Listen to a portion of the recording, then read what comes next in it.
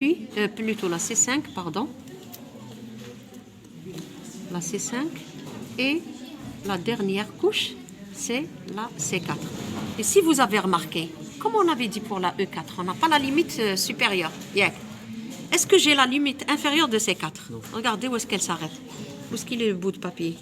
Sur le schéma, regardez, on n'a pas de limite. Sur l'exercice qu'on vous a donné, on n'a pas de limite de C4.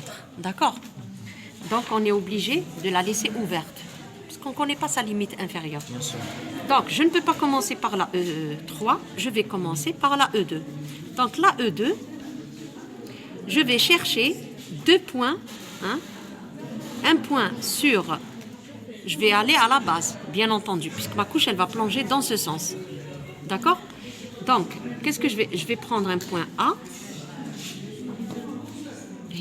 Il est préférable que vous veniez ici et vous allez mettre les couches sur le profil. باش ما تغلطوش. Qui te positionnez ou ça va être juste. Moi, je vais positionner la E2 puisqu'on va essayer de travailler.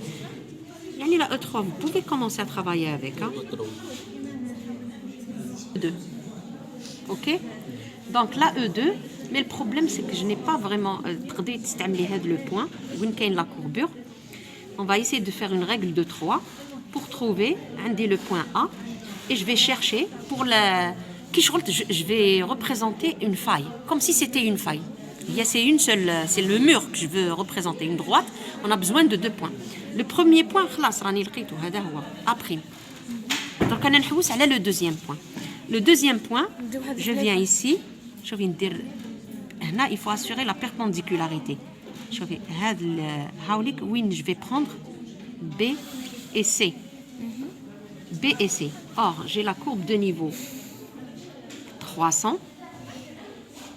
وعندي la courbe de niveau la 200. OK? Il faut faire une règle de 3. Bin, la courbe de niveau 200 et 300.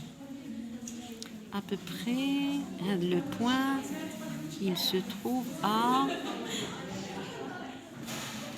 peu près 220. Si je fais il faut faire la règle de 3. Le nombre de centimètres correspond à X. Vous faites la différence. Combien de millimètres vont correspondre en mètres pour avoir